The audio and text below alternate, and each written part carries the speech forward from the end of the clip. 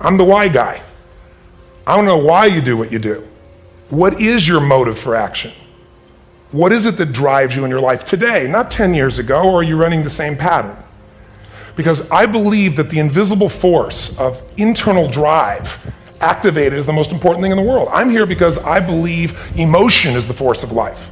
All of us here have great minds. Most of us here have great minds, right? I don't know if I'm in the category, but we all know how to think. And with our minds, we can rationalize anything. We can make anything happen.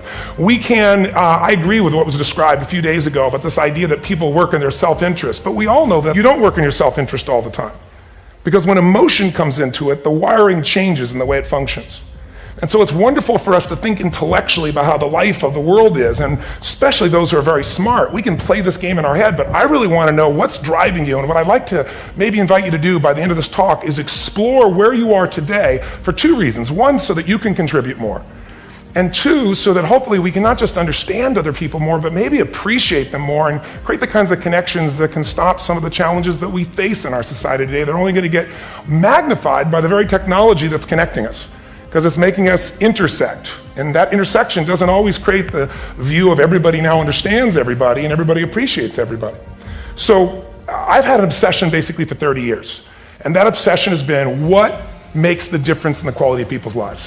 What makes a difference in their performance? Because that's what I got hired to do. I got to produce the result now. That's what I've done for 30 years.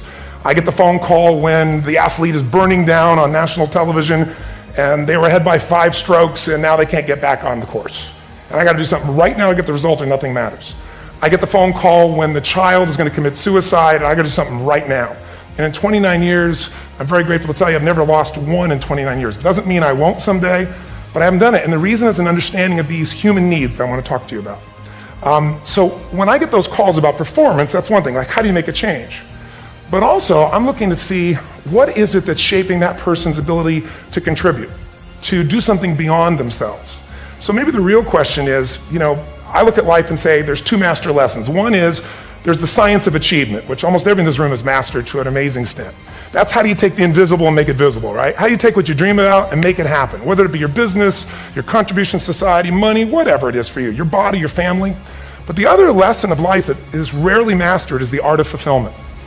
Because science is easy, right? We know the rules, you write the code, you follow those, and you get the result. Once you know the game, you just, you up the ante, don't you? But when it comes to fulfillment, that's an art. And the reason is it's about appreciation and it's about contribution. You can only feel so much by yourself. So I've had an interesting laboratory to try to answer the question of the real question, which is what's the difference in somebody's life if you look at somebody like those people that you've given everything to, like all the resources they say they need. You gave them not a $100 computer, you gave them the best computer. You gave them love, you gave them joy, you were there to comfort them. And those people very often, and some of them I'm sure, end up the rest of their life with all this love, education, money, and background, spending their life going in and out of rehab. And then you meet people that have been through ultimate pain, psychologically, sexually, spiritually, emotionally abused, and not always, but often they become some of the people that contribute the most to society. So the question we got to ask ourselves really is, what is it? What is it that shapes us? And we live in a therapy culture. Most of us don't do that, but the culture is a therapy culture. And what I mean by that is the mindset that we are our past. I want to talk to you today about unclutter your mind. We're tempted to live guilty because of past mistakes and bitter over what didn't work out. And we wonder why we don't enjoy life, why we're not passionate about dreams, why we can't sleep at night. It's because our mind is cluttered. You weren't created to live worried, guilty, bitter, upset. If you're going to reach your destiny, you have to clear out the clutter. You can't stop negative things from coming, but you can keep them from staying. You don't have to hold on to it. When we make mistakes, guilt will come. Condemnation, telling us how we don't measure up. You can hold on to it, go around down on yourself, or you can let it go. When you go through a disappointment, something doesn't work out, you can hold on to it, live discouraged, or you can let it go. When the medical report is not good, when the contract doesn't go through, when you're in a legal situation, you can hold on to it, live worried, thinking, what am I going to do? Or you can let it go. You can clear out the clutter. You can get rid of the negative things that are stealing your peace, taking your joy, draining your energy. The scripture tells us to guard our minds. You have to be proactive when it comes to keeping your mind in peace, because all through the day there's clutter. There's noise, there's jealousy, there's hurts, there's offense. They may come, but you don't have to hold on to it.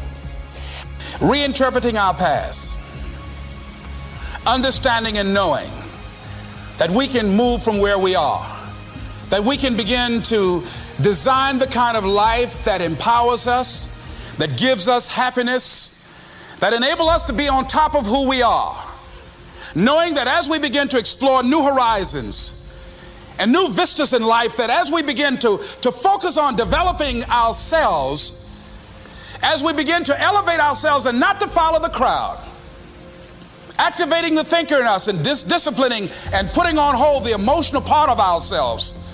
It's not easy, but through practice and practice and practice. Practice makes what? Practice makes improvement.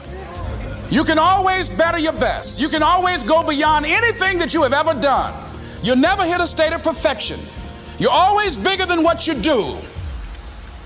And so all you're looking for are new breakthroughs through practice and practice and practice. You'll get